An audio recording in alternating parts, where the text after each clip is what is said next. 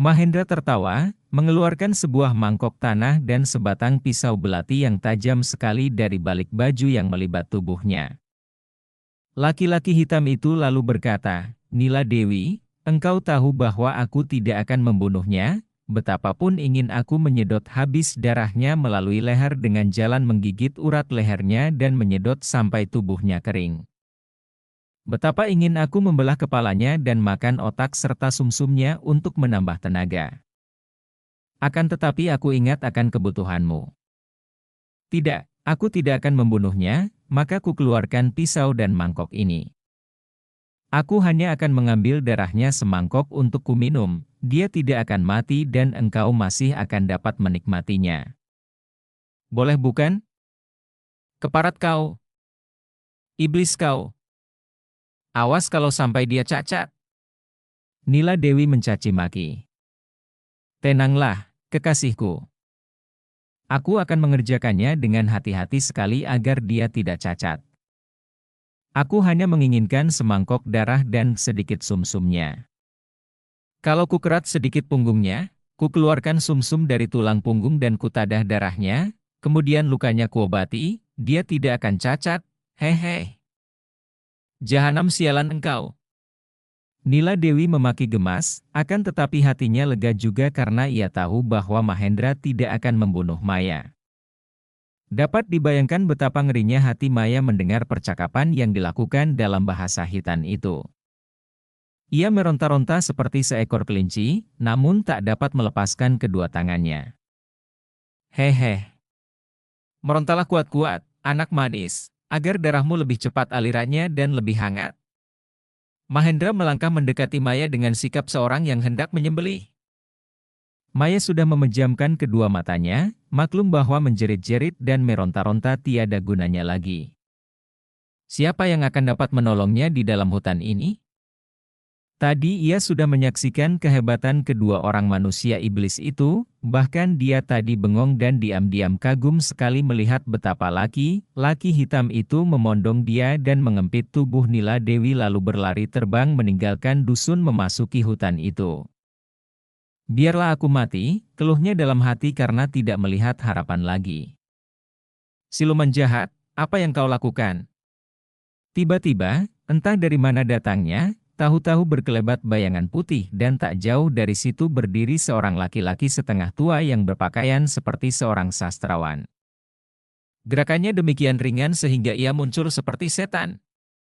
Seruannya itu disusul menyambarnya dua buah benda, yang sebuah menyambar ke arah kening Mahendra di antara kedua mata, yang sebuah lagi menyambar tali yang menggantung tubuh Maya. Arg! Mahendra menggereng, marah dan cepat ia melempar tubuh ke belakang. Tali yang menggantung Maya putus disambar benda yang ternyata hanyalah sebuah batu kerikil, dan tubuhnya jatuh ke bawah. Anak yang sudah pandai ilmu silat ini tentu saja dapat menyelamatkan diri dengan cara berjungkir balik dan menjatuhkan diri dengan bahu lebih dulu, kemudian bergulingan. Kedua tangan dan kakinya masih terikat dan ia meronta-ronta berusaha melepaskan ikatan kaki tangannya. Sementara itu, Mahendra menyerang pendatang itu dengan pisau di tangan kanan dan mangkok tanah di tangan kiri. Gerakan-gerakan Mahendra ketika menyerang amat aneh dan cepat, juga mendatangkan angin keras yang menandakan bahwa tenaga dalam orang ini hebat sekali. Namun berkali-kali Mahendra mengeluarkan seruan kaget karena laki-laki itu dapat menandinginya dengan baik sekali, bahkan membalas dengan serangan pukulan ujung lengan baju yang mendatangkan hawa panas, tanda sinkang yang amat kuat. Siapa pria setengah tua yang perkasa dan sanggup menandingi iblis dari Nepal itu? Dia bukan lain adalah Menteri Kamliong. Seperti telah diceritakan di bagian depan, Menteri Kamliong pergi seorang diri menyelidiki keadaan di Hitan. Dapat dibayangkan betapa duka hatinya ketika mendapat berita bahwa Hitan telah hancur, dan bahwa kini Hitan telah diduduki oleh bangsa Yuchen yang berhasil menghalau bangsa Mongol. Betapa adik tirinya, Raja Talibu dan istrinya telah gugur dalam perang dan bahwa putri mereka lenyap, melarikan diri, kabarnya menuju ke Gobisan mencari kakek dan neneknya. Kalau saja waktunya tidak terbatas dan dia tidak terikat kewajiban pekerjaannya, tentu dia akan menyusul ke Gobisan mengunjungi ayahnya, pendekar sakti suling emas. Akan tetapi Gobisan terlalu jauh dan dia harus segera kembali ke selatan berhubung dengan gawatnya keadaan sebagai akibat pergolakan di utara ini. Maka dengan hati tertekan kedukaan, Menteri Kamliong melakukan perjalanan pulang ke selatan. Kebetulan sekali di dalam hutan itu ia melihat Mahendra yang hendak menyembelih seorang anak perempuan secara kejam sekali. Kamliong tidak mengenal Maya karena memang anak Raja Hitan itu tidak pernah dilihatnya. Disangkanya bahwa anak itu tentulah anak pelarian para pengungsi yang dusunnya dilanda perang. Diam-diam Kamliong terkejut bukan main ketika mendapat kenyataan bahwa laki-laki hitam itu lihai bukan main. Terpaksa ia harus mengerahkan seluruh kepandaiannya dan barulah ia dapat mendesak lawannya. Pertandingan antara mereka berjalan seru dan cepat sekali. Karena Mahendra berkali-kali mundur dan berloncatan menjauh, makin lama dua orang yang bertanding ini makin menjauhi tempat di mana Maya berusaha melepaskan ikatan kaki tangannya. "Maya kekasihku, jangan pergi. Aku akan melindungimu," Nila Dewi berkata lembut sambil berusaha pula membebaskan ikatan kedua tangannya. Akan tetapi totokan tadi masih membuat tubuhnya lemas dan jalan darahnya tidak lancar, maka diam-diam ia memaki Mahendra dan kemudian memejamkan mata untuk memulihkan jalan darahnya. Kalau jalan darahnya sudah pulih, sekali renggut saja tali pengikat tangannya tentu akan putus. Maya agaknya mengerti pula akan hal ini, maka ia pun meronta-ronta dan berusaha mendahului nenek itu untuk melepaskan diri dan lari. Kalau di sebelah sana tampak berkelebatnya dua bayangan orang bertanding dengan seru, di sini terjadi pula perlombaan yang tidak kalah menegangkan, yaitu Maya berlomba melawan Nila Dewi untuk lebih dulu membebaskan diri dari ikatan. Maya mengerti bahwa kalau dia kalah dalam perlombaan ini, lenyaplah satu-satunya harapan dan kesempatan untuk melarikan. Karena Mahendra yang sakti itu sedang bertanding dengan orang gagah yang menolongnya, maka tentu Nila Dewi akan membawanya lari. Untung bagi Maya bahwa Mahendra yang tentu saja memandang rendah padanya dan memastikan bahwa anak ini tidak mungkin terlepas dari tangannya tadi tidak mengikat terlalu kuat, berbeda dengan ikatan pada kedua lengan Nila Dewi. Kini Maya dengan mata terbelalak memandang ke arah Nila Dewi yang masih menghimpun tenaga untuk memulihkan jalan darah, berusaha keras untuk melepaskan ikatan kedua kakinya. Akhirnya Maya berhasil melepaskan kakinya dari ikatan. Ia meloncat bangun dan dengan kedua tangan masih terikat di belakang ia melarikan diri. "Robohlah!" Tiba-tiba terdengar suara Nila Dewi yang nyaring, dan bagaikan didorong tenaga mukjizat Maya terguling roboh. Maya cepat menengok dan melihat Nila Dewi sudah melompat berdiri. Kiranya wanita ini tadi telah menggunakan sinkang untuk menendangnya dari jarak jauh, akan tetapi penggunaan sinkang ini melenyapkan tenaga yang sudah mulai terkumpul. Ia menjadi lemas kembali dan roboh bersandar batang pohon. Melihat ini, Maya tidak mempedulikan tubuhnya yang babak belur, terus meloncat bangun dan lari lagi sekuatnya dengan kedua tangan masih terikat. "Berhenti, kekasihku, tega engkau meninggalkan aku?" Nila Dewi berkata, akan tetapi tanpa menengok Maya terus lari secepatnya. Sementara itu, pertandingan antara Kamliong dan Mahendra masih berjalan seru.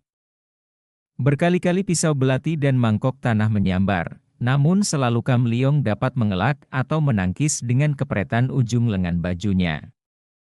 Tiba-tiba Mahendra berseru marah sekali dan menyambitkan mangkok tanah pada Kamliong. Pendekar ini memukul ke arah mangkok dengan jari tangan kiri terbuka. Brak, mangkok itu pecah berkeping-keping. "Mampuslah!" Mahendra berseru dan segulung sinar kuning yang lemas menyambar ke arah kepala Kamliong. Pendekar ini terkejut melihat betapa lawannya telah melepaskan kain yang melilit tubuh atasnya dan menggunakan kain kuning itu untuk menyerangnya dengan gerakan seperti seorang nelayan melempar jaring ikan. Cepat ia mengelak, namun kain itu digerakkan secara lihai sehingga kembali telah melayang untuk menjaringnya. Kamliong terkejut. Kiranya lawannya ini benar-benar lihai sekali menggunakan kedua tangannya. Tampak sinar kuning emas berkelebat di susul sinar putih, dan dia telah memegang suling emas dan kipasnya. Suling emas. Mahendra terkejut, meloncat ke belakang dan melarikan diri seperti orang ketakutan melihat setan. Kam Leong tidak mengejar, sejenak memandang suling di tangannya dan menarik napas panjang penuh kagum. Nama ayahnya, pendekar sakti suling emas. Agaknya sedemikian hebatnya sehingga orang hitam aneh tadi pun mengenal senjata itu dan lari ketakutan. Ia cepat meloncat ke tempat di mana anak tadi digantung dan tidak melihat lagi bocah itu, kecuali wanita India yang masih duduk bersandar pohon dan menghimpun kekuatan dalam. Ia merasa lega. Kiranya bocah tadi cukup cerdik dan agaknya berhasil melarikan diri sewaktu penculiknya bertanding melawannya. Dia tidak mengenal dua orang India itu, tidak mempunyai permusuhan dengan mereka. Niatnya hanya menolong anak perempuan itu. Setelah anak perempuan itu berhasil menyelamatkan diri, dia pun tidak mau mengganggu wanita India yang sedang menghimpun tenaga. Kam Leong menyimpan kedua senjatanya dan berlari pergi meninggalkan tempat itu, melanjutkan perjalanannya pulang ke kota raja di selatan. Di dalam perjalanan pulang ini, selain berduka atas hancurnya kerajaan Hitan dan tewasnya adik tirinya Raja Talibu, Kam Leong prihatin menyaksikan perkembangan bangsa Yuchen yang makin kuat, juga merasa gelisah memikirkan hal yang selama ini selalu menjadi duri dalam daging baginya. Perjalanannya ke utara telah menghasilkan pendengaran-pendengaran yang makin menggelisahkan hatinya, yaitu tentang desas-desus bahwa di antara para pembesar yang membujuk-bujuk kaisar untuk memusuhi Hitan, termasuk pula saudara misannya yang bernama Sumakiat. Sumakiat adalah putra tunggal mendiang bibinya, yaitu Kam Sian Eng, adik tiri ayahnya suling emas. Namun semenjak mudanya, Sumakiat memiliki watak yang jahat dan palsu, baca cerita Mutiara Hitam, sehingga ia seringkali bentrok, bahkan terasing dari keluarga keturunan suling emas yang terdiri dari para pendekar perkasa yang menjunjung tinggi kebenaran dan keadilan. Akan tetapi, mengingat bahwa Sumakiat masih saudara misannya, Kam Leong yang berwatak budiman merasa kasihan dan berkat usahanya, akhirnya Sumakiat dapat diterima oleh kaisar dan menjabat pangkat panglima dalam pasukan pertahanan pemerintah. Memang Sumakiat bukan seorang sembarangan, melainkan memiliki ilmu kepandaian yang amat tinggi, mewarisi ilmu-ilmu mendiang ibunya yang dahulu tergolong seorang di antara datuk-datuk persilatan yang disegani. Setelah memiliki kedudukan sebagai panglima, Sumakiat yang memang berdarah keturunan keluarga Pangeran Suma, menjadi seorang bangsawan terhormat dan disegani pula, hidup mulia dan bahagia dalam gedungnya di kota raja. Selama dia memangku jabatannya, ia bekerja dengan baik dan hal ini sebagian besar adalah karena Sumakiat merasa takut dan segan terhadap kakak misannya, Menteri Kam Leong yang selain memiliki kedudukan lebih tinggi daripadanya, juga memiliki ilmu kepandaian lebih lihai pula. Kini Sumakiat telah menjadi seorang setengah tua dan hidup sebagai seorang bangsawan dalam gedungnya yang indah. Ia telah menikah dengan seorang wanita bangsawan yang cantik dan mempunyai seorang putra. Putranya ini bernama Sumahoat, tampan seperti ibunya, wataknya juga halus dan lemah lembut seperti ibunya. Karena semenjak kecil oleh ibunya ia dijejali pelajaran sastra dan filsafat, diingatkan bahwa dia adalah keluarga dari pendekar besar suling emas, maka sifat-sifat pendekar tertanam di jiwa anak ini. Dia digembleng ilmu silat oleh ayahnya sendiri dan karena bakatnya, dia dapat mewarisi ilmu silat tinggi dari ayahnya. Namun ada satu sifat dari nenek moyangnya, yaitu keluarga Suma, yang agaknya menurun dan mengalir dalam darahnya, yaitu dia dikuasai nafsu birahi dan berwatak mata keranjang. Selain putranya sendiri, Sumakiat juga mempunyai seorang murid lain yang sebetulnya adalah pelayan keluarganya, seorang pemuda yang sebaya dengan putranya, bernama Siang Koanli. Anak ini mukanya buruk seperti muka kuda, pendiam dan rajin. Biarpun bakatnya tidak sebaik Sumahoat dalam ilmu silat dan sastra namun berkat kerajinannya, dia pun memperoleh kemajuan pesat, terutama sekali dalam ilmu silat karena Siang Koan Li ini diam-diam mempunyai cita-cita tinggi dan selalu mengumpulkan ilmu-ilmu silat tinggi untuk dipelajarinya. Berkat kerajinan dan keuletannya, akhirnya ia pun diberi pekerjaan di kantor menjadi seorang bangsawan kecil, tidak lagi menjadi seorang pelayan. Banyak hal terjadi sebagai akibat perbuatan keluarga Suma ini yang memaksa Menteri Kam Leong turun tangan dan membuatnya gelisah, dan beberapa hal diantaranya terjadi beberapa tahun yang lalu ketika Suma Hoat dan Siang Koan Li, dua orang murid Suma itu, baru berusia kurang lebih 20 tahun. Pada suatu hari, Suma Hoat diantar oleh Siang Koan Li pergi berburu ke hutan. Berburu binatang merupakan sebuah di antara kesukaan pemuda bangsawan ini, di samping kesukaannya mengunjungi tempat-tempat hiburan untuk mendengar wanita-wanita cantik bernyanyi dan menari, kemudian memilih yang tercantik di antara mereka untuk diajak bersenang-senang. Dengan menunggang kudanya yang berbulu putih dan tinggi besar, Suma Hoat kelihatan tampan dan gagah perkasa. Pakaiannya serba indah, terbuat daripada sutra halus. Rambutnya yang hitam panjang itu dihias dengan hiasan berupa seekor naga emas bertabur batu kemala, gagang pedangnya yang terbuat dari emas menghias punggungnya, wajahnya yang berkulit putih berseri-seri dengan sepasang mata lebar dan lincah pandangnya, bibirnya selalu tersenyum. Banyak wanita akan terguncang hatinya apabila melihat pemuda bangsawan yang tampan ini membalapkan kuda putihnya. Didampingi pemuda Siang Koan Li yang buruk rupa, Suma Hoat kelihatan lebih tampan lagi. Para wanita cantik di rumah-rumah hiburan yang semua mengenal baik Suma Kongcu, tuan muda Suma, ini, berkumpul di jendela loteng dan melambai-lambaikan sapu tangan sutra yang harum, melontarkan senyum memikat. Namun Suma Hoat hanya membalas senyuman mereka dan tidak berhenti karena memang sekali ini tidak ingin menghibur hati dengan wanita-wanita cantik itu, melainkan hendak pergi berburu binatang buas di hutan. Pula, ia sudah mulai bosan dengan wanita-wanita cantik yang akan menghibur pria manapun juga asal orang itu beruang, bosan dengan cinta yang diobral mereka, cinta kasih yang dijual. Dua orang pemuda itu membalapkan kuda mereka keluar dari kota raja dan memasuki dusun-dusun menuju ke hutan yang besar.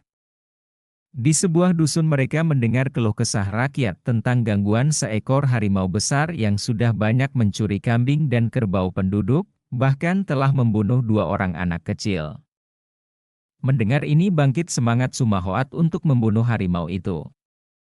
Kita harus dapat menangkapnya dan membunuhnya. Kalau belum berhasil aku tidak mau pulang, demikian Suma Hoat berkata kepada Siang Koan Li, bekas pelayannya juga yang menjadi sutenya. Asal saja dia berani keluar dari tempat sembunyiannya, Kongcu, jawab Siang Koan Li yang masih menyebut Kongcu kepada suhengnya itu, mengingat akan kedudukan mereka. Demikianlah, kedua orang muda itu menjelajah hutan-hutan yang dikabarkan menjadi sarang sang harimau. Telah sepekan lamanya mereka mengintai, menunggu dan mencari, namun hasilnya sia-sia belaka, harimau besar yang dicari-carinya tidak tampak. Suma Hoat menjadi penasaran sekali. Dia sampai lupa akan niatnya semula, yaitu berburu binatang. Banyak sudah selama sepekan ini dia melihat binatang hutan, namun semua itu dibiarkannya saja lewat tanpa diusik karena kini seluruh perhatiannya dicurahkan untuk mencari harimau yang telah mengganas di dusun-dusun sekeliling daerah pegunungan itu. Berkali-kali Siang Koan Li membujuk Kongcunya untuk pulang saja, akan tetapi dengan alis berkerut, Suma Hoat yang berkemauan keras ini malah membentaknya. Sudah kukatakan bahwa sebelum berhasil membunuh harimau laknat itu, aku tidak mau pulang. Jangankan baru sepekan, biar selama hidupku di sini aku tetap harus mencarinya sampai dapat. Siang Koan Li yang meninggalkan pekerjaan khawatir kalau-kalau dimarahi majikannya, tetapi ia tidak berani membantah lagi. Siang malam mereka mencari, bahkan kalau malam mereka pun mengintai. Jika sudah lelah sekali mereka baru tidur di bawah pohon sambil membuat api unggun. Suma Hoat benar-benar mempunyai kemauan yang keras sekali dan pantang mundur sebelum niatnya terpenuhi. Pada pagi hari yang ke-9, dua orang pemuda itu memasuki hutan yang paling ujung, hutan yang tidak berapa besar akan tetapi yang belum mereka datangi, berada di lereng dekat kaki bukit. Mereka berjalan kaki menuntun kuda masing-masing sambil memandang tajam mencari-cari kalau-kalau ada gerakan binatang yang mereka cari-cari. Tiba-tiba mereka mendengar lapat-lapat suara jerit seorang wanita di kaki bukit. Sumahoat menoleh kepada Siang Koan Li. "Adakah engkau mendengar suara di sana?" Siang Koan Li mengangguk. Seperti jerit seorang wanita. "Benar. Kita menunggu apa lagi? Jangan-jangan harimau itu menyerang wanita." Cepat sekali Sumahoat sudah melompat ke atas kudanya dan membalap, diikuti oleh Siang Koan Li. Setelah menuruni lereng, mereka tiba di jalan umum yang datang dari timur dan dari atas sudah tampak oleh mereka sebuah kereta terguling di pinggir jalan. Beberapa orang laki-laki yang berpakaian pelayan dan pengawal malang melintang di sekitar tempat itu. Jauh dari kereta itu tampak serombongan orang sedang mengangkuti barang-barang dan di antara mereka terdapat seorang laki-laki tinggi besar yang menunggang kuda dan memangku seorang wanita yang meronta-ronta, dan agaknya wanita itulah yang tadi mengeluarkan jeritan. "Bukan harimau yang menyerangnya, Kongcu," kata Siang Koan Li. "Memang bukan, akan tetapi lebih jahat daripada harimau. Mereka perampok keparat yang bosan hidup. Kau basmi anak buahnya, aku akan menolong wanita itu." Dua orang muda itu membedal kuda mereka dan sebentar saja mereka sudah tiba di tempat itu. Siang Koan Li sudah meloncat turun dari kuda dan membentak. "Kalian perampok-perampok hina.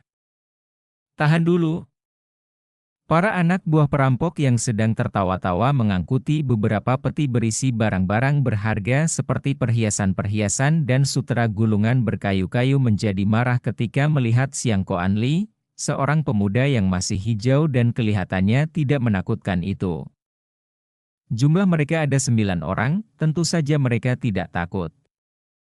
Seorang di antara mereka, yang bertubuh tinggi kurus dan kelihatan kuat terbukti dari bawaannya, yaitu sebuah peti yang berat sekali, melangkah maju dan melotot kepada Siang Koan Li, kemudian membentak, bocah bermuka buruk. Kau mau apa? Jawab dulu, apakah engkau ini telah melakukan perampokan dan membunuh para pengawal dan pelayan itu?" "Hahaha. Benar sekali. Tidak hanya pengawal dan pelayan, juga Tuan Besar Nyonya Besar telah menjadi mayat di dalam kereta. Hanya putrinya, cantik dan menggairahkan, menjadi bagian Taiong kami. Kau mau bagian? Jangan main-main. Para pengawal yang kuat itu semua mampus oleh kami. Nih, terima bagianmu." Tiba-tiba si tinggi kurus itu melontarkan peti yang berat ke arah Siang Koan Li. Peti yang beratnya lebih dari 100 kati itu melayang ke arah Siang Koan Li dan para anggota gerombolan itu tertawa-tawa, yakin bahwa pemuda kerempeng itu tentu akan roboh tertimpa peti dan gepeng tubuhnya. Akan tetapi suara ketawa mereka terhenti dan mereka melongo ketika melihat Siang Koan Li menerima sambaran peti itu hanya dengan telapak tangannya dan si pemuda kurus itu melontar-lontarkan peti itu ke atas seperti seorang anak kecil mempermainkan sebuah bola karet. Tangan itu kemudian mendorong maju hingga peti melayang ke arah pelemparnya, si tinggi kurus dengan kekuatan dahsyat. "Ah!" Perampok tinggi kurus itu terkejut, menggunakan kedua tangan untuk menerima peti. Akan tetapi tak tertahan olehnya dan dialah yang roboh terjengkang, kepalanya pecah tertimpa peti yang berat. Para perampok yang tinggal 8 orang itu menjadi marah sekali. Mereka menurunkan bawaan masing-masing, mencabut senjata lalu menerjang Siang Koan Li seperti serombongan serigala mengamuk. Pemuda kurus ini pun membentak keras dan mencabut sebatang golok melengkung yang amat tajam, memutar golok menghadapi pengeroyokan 8 orang itu tanpa merasa gentar sedikit pun. Ternyata olehnya bahwa para perampok itu bukanlah orang-orang biasa, melainkan penjahat-penjahat kawakan yang pandai ilmu silat dan bertenaga besar. Namun Siang Koan Li mainkan goloknya dengan hebat, dan sebagai murid yang tekun dari Sumakiat yang berilmu tinggi, tentu saja gerakannya selain cepat juga mengandung tenaga sinkang yang kuat. Sementara itu, Sumahoat membalapkan kudanya melewati para anak buah perampok yang ia serahkan kepada sutenya, terus mengejar kepala perampok yang melarikan wanita itu. Karena kepala rampok itu menjalankan kudanya perlahan sambil tertawa-tawa dan tangannya menggerayangi tubuh wanita rampasannya, sambil mencium dan kelihatan makin gembira karena wanita itu meronta-ronta. Sebentar saja kuda Sumahoat telah menyusulnya. "Berhenti kamu keparat hina," bentak Sumahoat dan sekali meloncat tubuhnya sudah berdiri menghadang di depan kuda yang ditunggangi kepala perampok tinggi besar itu. Kepala perampok yang tubuhnya seperti raksasa itu membelalakan matanya yang lebar. Kumis dan jenggotnya yang tebal bergerak-gerak, mukanya menjadi merah dan dia menjadi marah sekali. "Hei, siapa engkau bocah yang bosan hidup?" bentaknya sambil melompat turun dan masih memondong wanita yang kini berhenti meronta dan memandang kepada Sumahoat dengan mata terbelalak seperti seekor kelinci ketakutan, namun dari sinar matanya timbul harapan yang tadinya sudah patah. Ser. Jantung Sumahoat seperti berhenti berdetik tertikam sinar mata itu. Tak disangkanya dia akan melihat seorang dara yang seperti itu. Cantik jelita, manis dan berwajah seperti bidadari. Mengingat betapa tangan kasar dan kotor kepala perampok itu tadi menggerayangi tubuh si jelita, apalagi mengingat betapa wajah menyeramkan penuh cambang bauk itu tadi mencium muka yang begitu halus, bibir yang begitu merah segar. Kemarahannya meluap dan darahnya seperti mendidih. "Binatang rendah," ia memaki sambil menunjuk ke arah muka kepala perampok itu. "Engkau tidak mengenal Sumakongcu, putra Panglima Sumakiat. Engkau telah merampok, membunuh orang dan menculik gadis terhormat. Sekarang tibalah saatnya engkau mampus di tangan Sumahoat. Hehehe. Aku si tangan besi Ciu Oke mana kenal segala macam bangsawan tukang korup? Kalau engkau sudah bosan hidup, marilah." Perampok itu melepaskan tubuh dara itu setelah menotok punggungnya membuat dara itu lemas dan rebah miring di atas rumput. "Kau tunggulah sebentar, calon biniku, hehe. Lihat dan nikmati baik-baik betapa kakandamu membunuh tikus bermuka halus ini." Akan tetapi Sumahoat sudah menerjangnya dengan hebat. Kepala perampok itu menangkis, mengandalkan kekuatan tangannya. Dia dijuluki Tiat Chiang, si tangan besi, karena kedua tangannya amat kuat dan keras seperti besi, hasil latihan ilmu Tiat Chiang Kang yang latihannya menggunakan bubuk besi panas. Akan tetapi begitu ia menangkis, ia terpekik kaget karena lengannya terasa sakit dan ia terhuyung ke belakang. Kudanya kaget, meringkik dan lari. "Kepala perampok laknat, kematianmu sudah di depan mata." Sumahoat yang marah sekali itu sudah menerjang lagi dengan pukulan-pukulan mautnya. Si kepala perampok adalah seorang ahli silat, akan tetapi dalam hal ilmu silat dia tidak dapat dibandingkan dengan Sumahoat yang memiliki ilmu silat tinggi. Ilmu silat yang dimiliki kepala perampok ini adalah ilmu silat kasar dan dia selama ini hanya mengandalkan kedua tangannya yang kuat. Namun, bertemu dengan pemuda itu, seolah-olah kedua tangannya bertemu dengan baja yang lebih keras lagi. Setelah 3 kali menangkis dan 3 kali terhuyung dengan lengan terasa nyeri dan panas, kepala perampok itu memekik keras dan mencabut keluar senjatanya berupa sehelai rantai baja yang ujungnya dipasangi bola baja berduri. Cepat ia mengayun senjatanya menerjang lawan. Wuut wuut wuut. Angin menyambar keras ketika bola berduri itu menyambar dan rantainya terputar-putar. Namun dengan mudah Sumahoat mengelak dan pemuda ini enggan mencabut pedangnya setelah menyaksikan gerakan lawan yang hanya memiliki ilmu silat kasar itu. Dia menghadapi lawan yang bersenjata rantai dengan kedua tangan kosong, mengelak ke kanan kiri dengan lincahnya menanti kesempatan baik. Dara cantik yang tertotok dan rebah miring dapat menyaksikan pertandingan itu dan dari mulutnya yang kecil terdengar jerit-jerit tertahan kalau melihat senjata yang dahsyat itu menyambar, mengancam wajah yang halus tampan si pemuda penolongnya. Biarpun Dara itu tidak pandai ilmu silat, akan tetapi dia merasa heran mengapa pemuda tampan itu tidak mau mencabut pedangnya yang tergantung di punggung. Inkong, Tuan Penolong, pergunakan pedangmu. Akhirnya ia tak dapat menahan kekhawatiran hatinya lagi melihat betapa kepala pemuda itu nyaris dihantam bola berduri, begitu dekat bola itu menyambar lewat di atas telinga kiri Sumahoat. Aneh sekali, Dara itu sudah lupa akan bahaya yang mengancam dirinya sendiri. Sebaliknya khawatir kalau pemuda itu kena pukul dan pecah kepalanya. Mendengar suara itu, Sumahoat tersenyum gembira. Aku harus memperlihatkan kelihayanku, pikirnya gembira seperti lazimnya seorang pemuda ingin berlagak memamerkan kepandaiannya di depan seorang Dara yang menarik hatinya. Cepat ia merubah gerakannya, sekarang tubuhnya berkelebat cepat sekali sehingga si kepala rampok berkali-kali berteriak kaget karena tubuh lawan seperti lenyap. Tiba-tiba Sumahoat mendapat kesempatan baik. Ketika bola berduri menyambar ia menggunakan tangannya dari samping menangkap bola itu dan sekuat tenaga ia melontarkan bola ke arah muka penyerangnya. Prok! Aduh! Tubuh kepala perampok itu terjengkang dan roboh telentang dengan muka berubah menjadi onggokan daging yang remuk dan nyawanya melayang tak lama kemudian. Dara jelita itu memejamkan mata penuh kengerian, kemudian ia menangis terisak-isak. Sumahoat cepat berlutut dan sekali totok ia membebaskan tubuh Dara itu dari pengaruh totokan si kepala rampok. Tenanglah, Nona. Bahaya telah lewat. Si keparat laknat sudah tewas. Dara itu cepat menjatuhkan diri berlutut di depan Sumahoat, Inkong telah menyelamatkan nyawa saya. Akan tetapi, ayah bundaku telah terbunuh di dalam kereta. Sumahoat terkejut dan marah sekali. Mari kita lihat, temanku sedang membasmi kawanan perampok, perlu bantuanku. Ia lalu menyambar pinggang Dara itu, dibawa meloncat ke atas punggung kudanya yang tidak lari karena kuda itu sudah terlatih baik.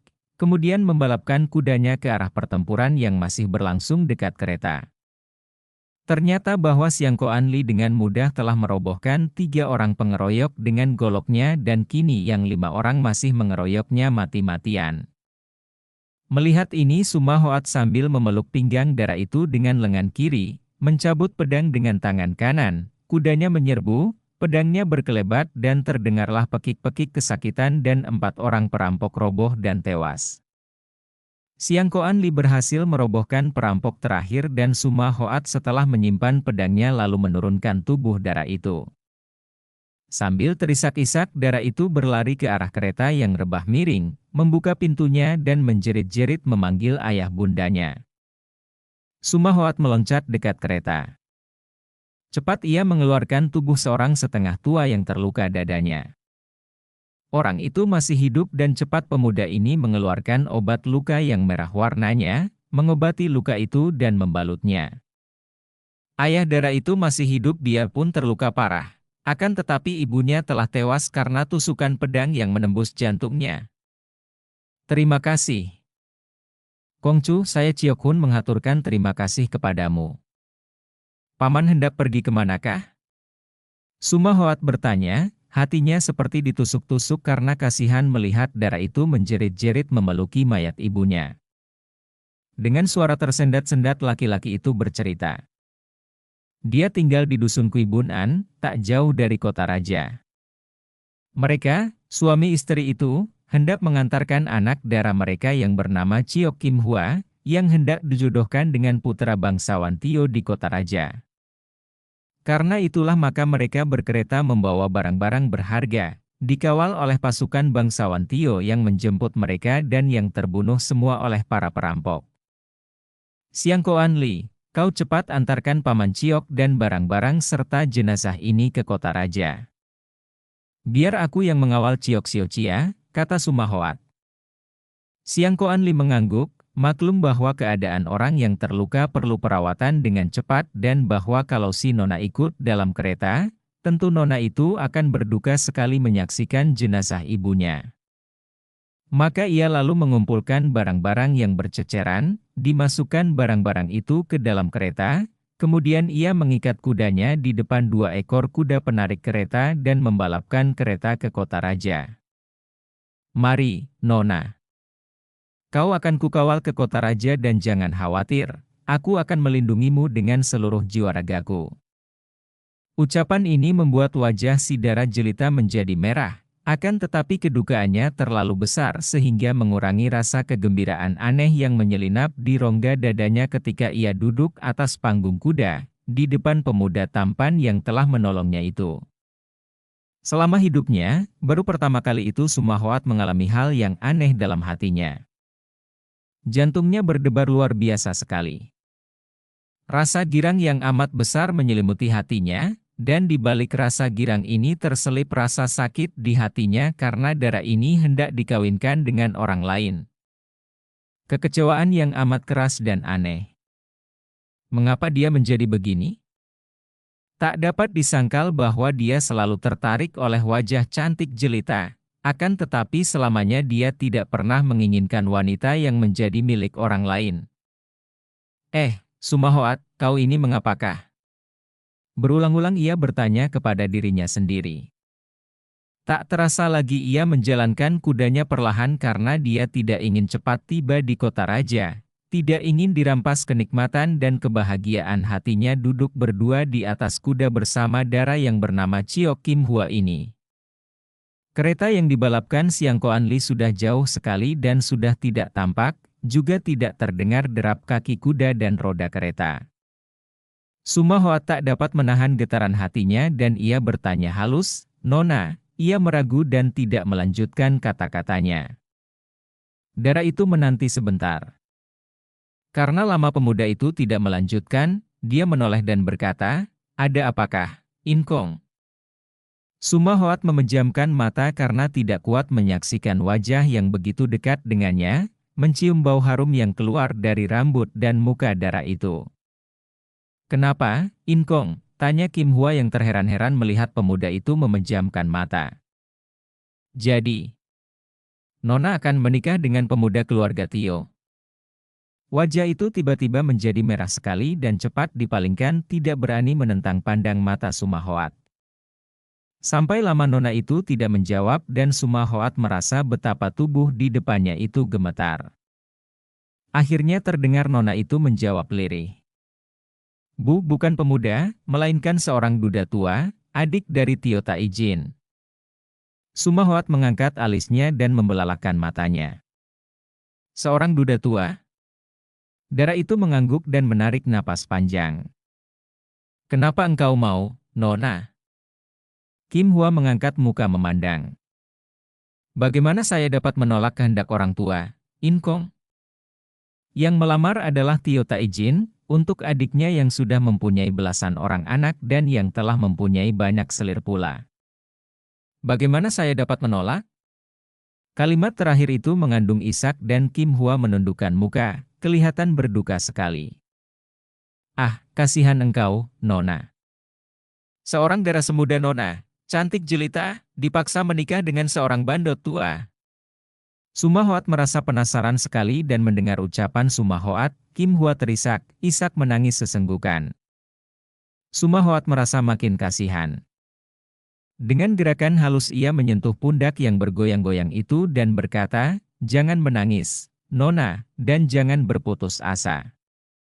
Seperti telah kukatakan tadi, aku akan melindungimu dengan seluruh jiwa ragaku. Kalau engkau tidak suka menikah dengan duda tua keluarga Tio itu, kau tolak saja dan aku yang akan melindungimu." Ucapan penuh semangat ini membuat Kim Hua menjadi terharu dan berterima kasih sekali sehingga tangisnya makin mengguguk.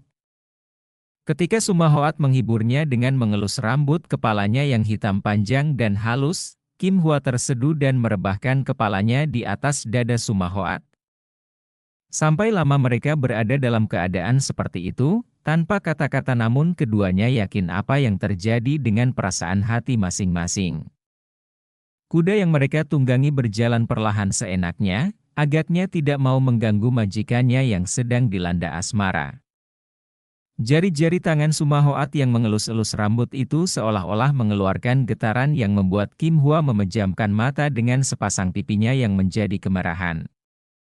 Tiba-tiba kuda putih yang tadinya melangkah perlahan dan tenang, menghentikan langkahnya, hidungnya kembang kempis, Kemudian mengeluarkan suara meringkik keras dan keempat kakinya menggaruk-garuk tanah.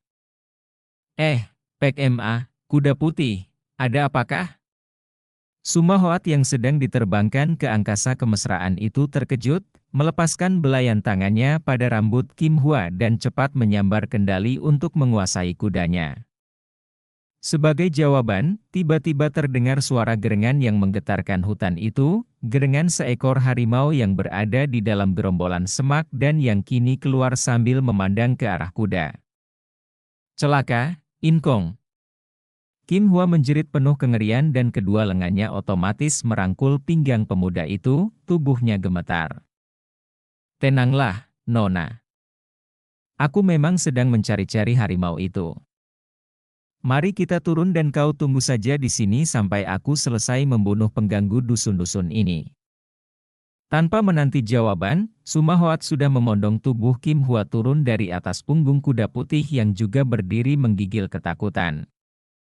Ia menurunkan Kim Hua yang berdiri dengan muka pucat di dekat kuda.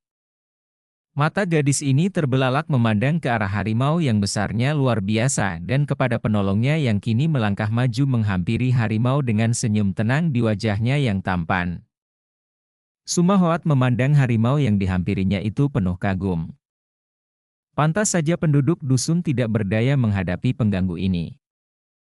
Kiranya seekor harimau yang luar biasa besarnya, sebesar anak lembu, dengan matanya yang liar tajam dan sikapnya yang angkuh dan memandang rendah seperti sikap seorang raja besar.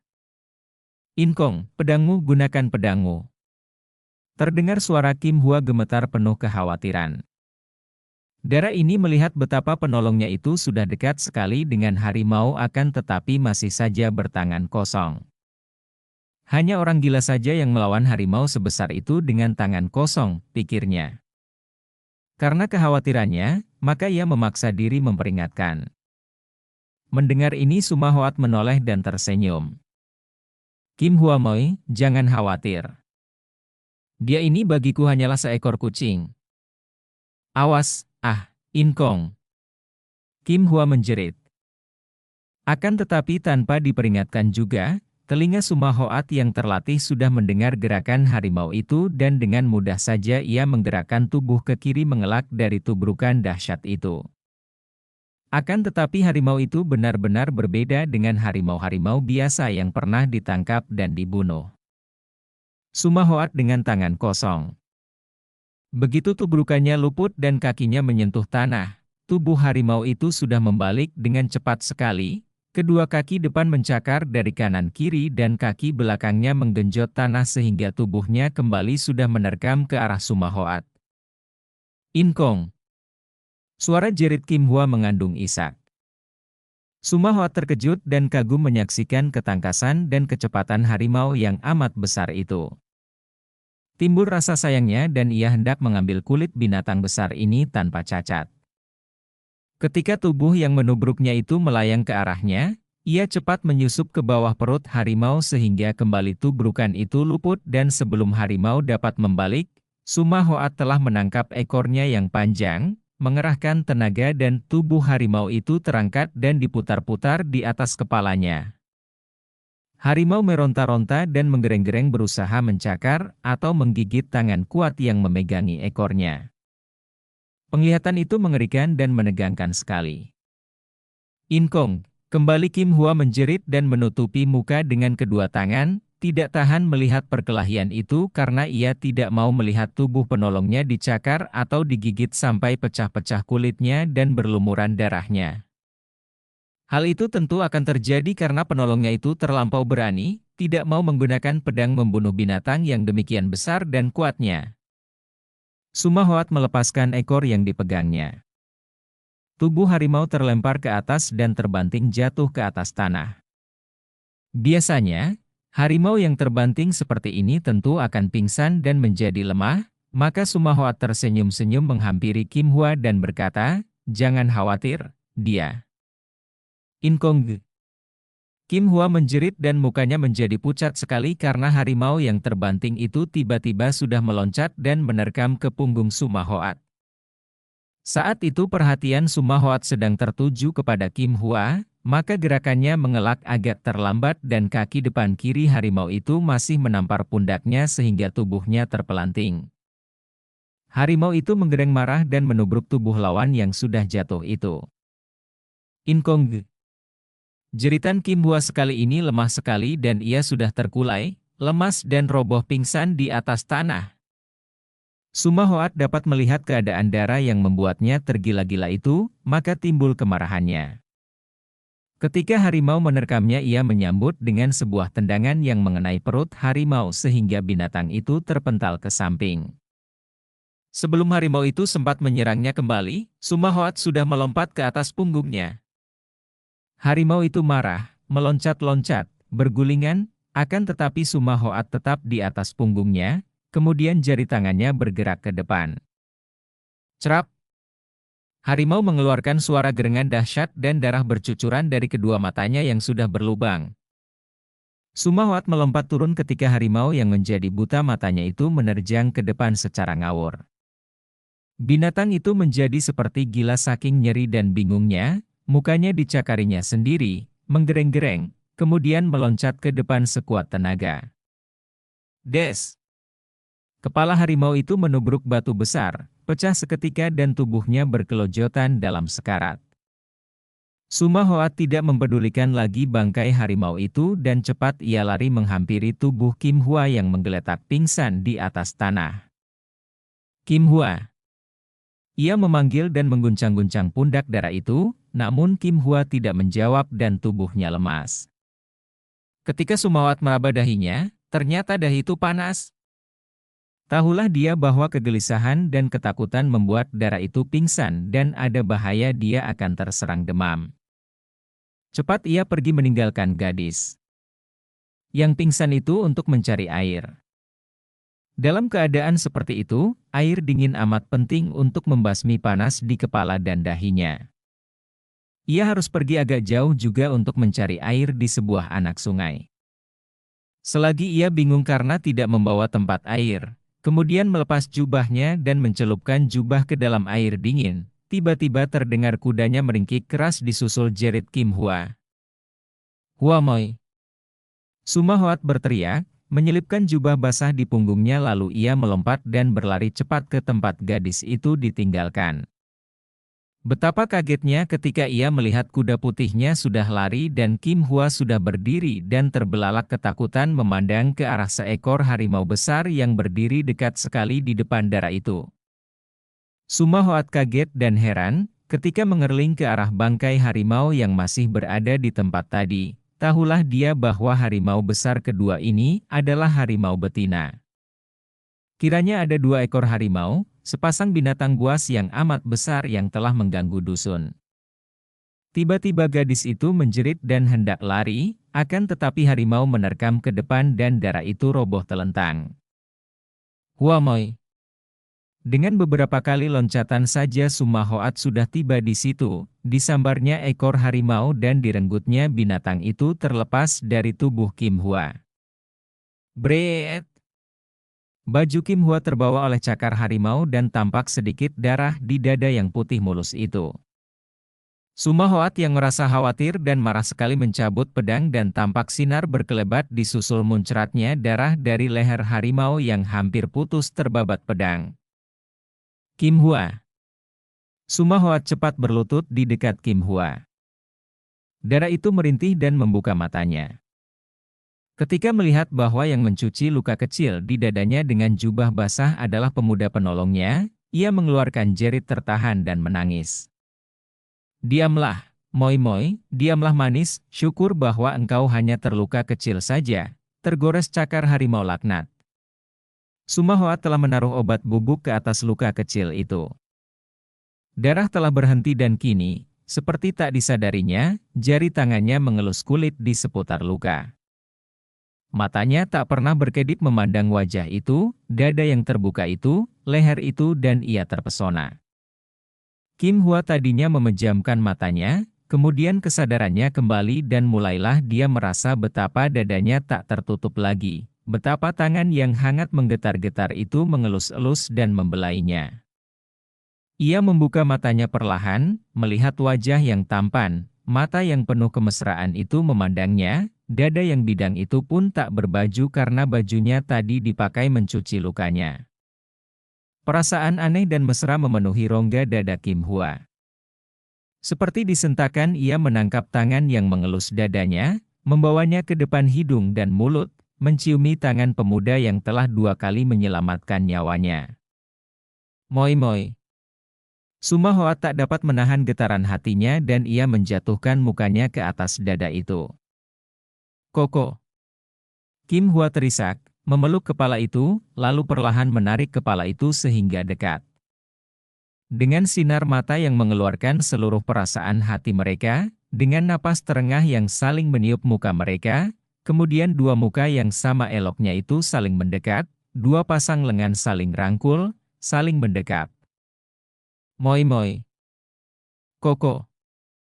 Mereka terisak, berciuman seperti tak sadar lagi. Akhirnya Suma Hoa tersentak kaget. Belum pernah ia merasai seperti ini. Dia sudah biasa bermain cinta dengan wanita cantik, akan tetapi mereka itu wanita yang menjual cinta. Dan dia hanya menurutkan dorongan nafsu belaka. Sekarang jauh sekali bedanya.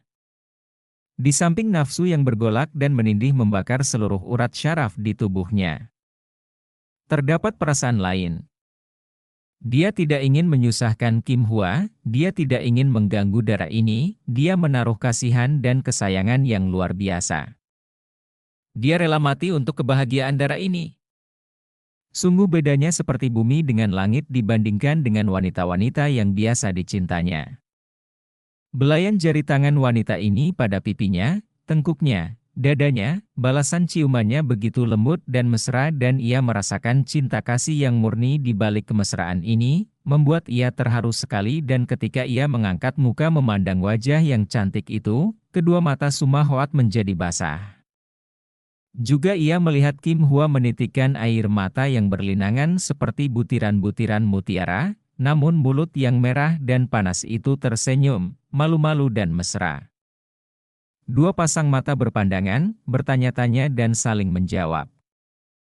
Namun, Suma Hoa masih tidak berani meyakinkan hatinya, maka ia berbisik lirih dekat telinga Kim Hua. Moi moi, bolehkah? Benarkah ini? Ah, betapa ingin hatiku untuk memilikimu, menjadikan engkau milikku, lahir batin, hati dan tubuhmu, akan tetapi, engkau seorang gadis terhormat, bahkan calon istri orang lain.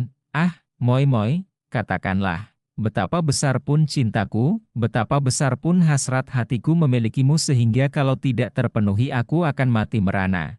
Namun aku rela mati daripada memaksamu, daripada menyusahkanmu.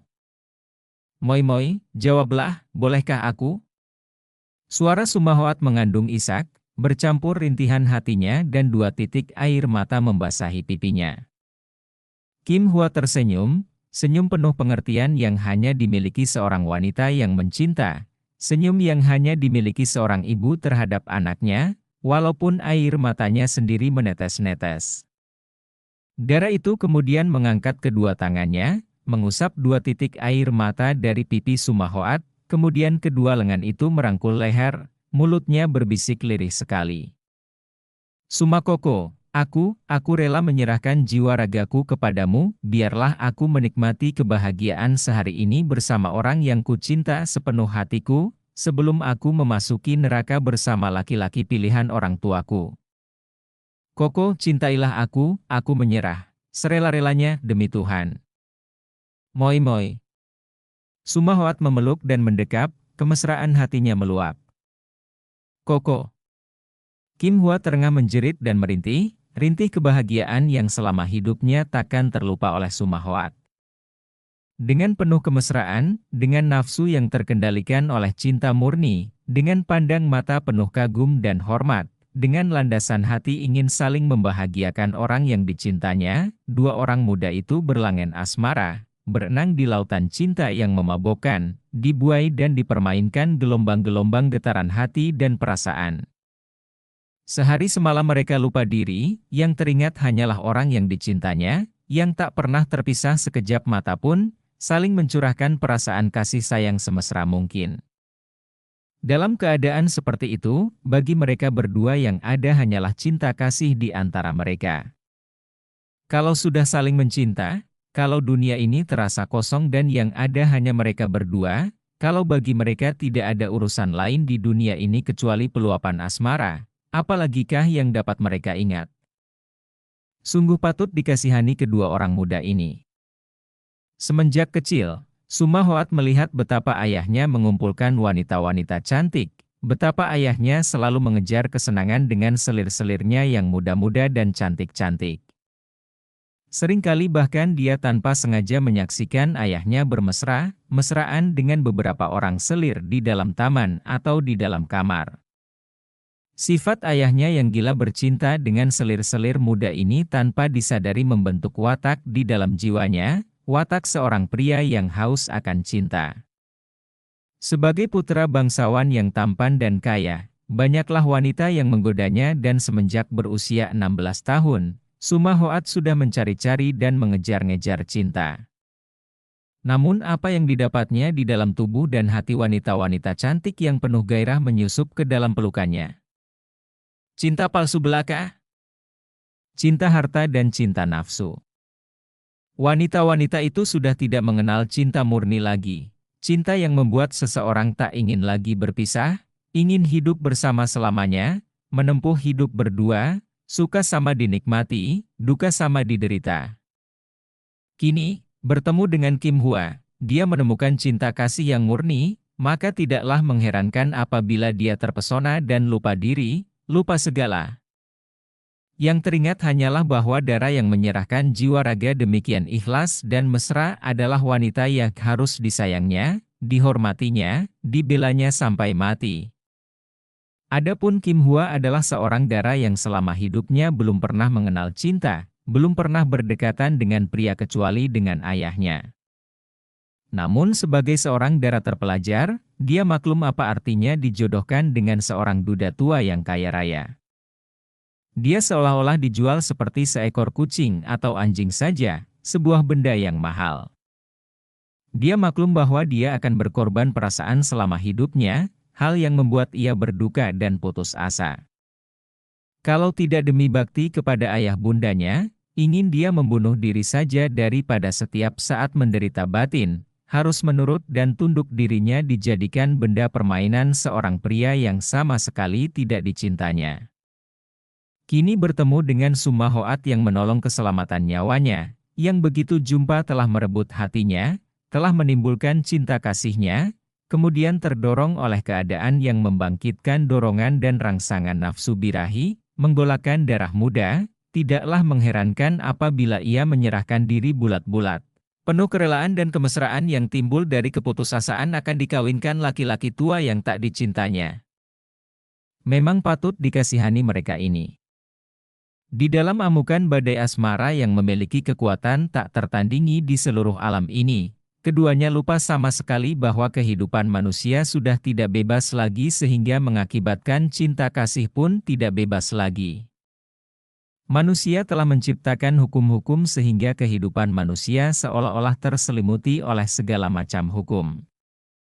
Belenggu besar mengikat kaki tangan kehidupan manusia berbentuk kebudayaan, kesusilaan dan lain-lain. Siapa melanggarnya tentu akan terbentur dengan hukum ini dan akan menghadapi hal-hal yang tidak menyenangkan. Manusia tidak dapat bergerak bebas menurutkan perasaan hatinya, harus lebih dulu melihat ke depan, apakah pelaksanaan perasaan hatinya itu tidak akan bersilang dan melanggar hukum. Demikian pula dengan cinta. Perjalanan cinta penuh liku-liku, penuh rintangan yang berupa hukum, kesusilaan, kebudayaan, agama dan tradisi.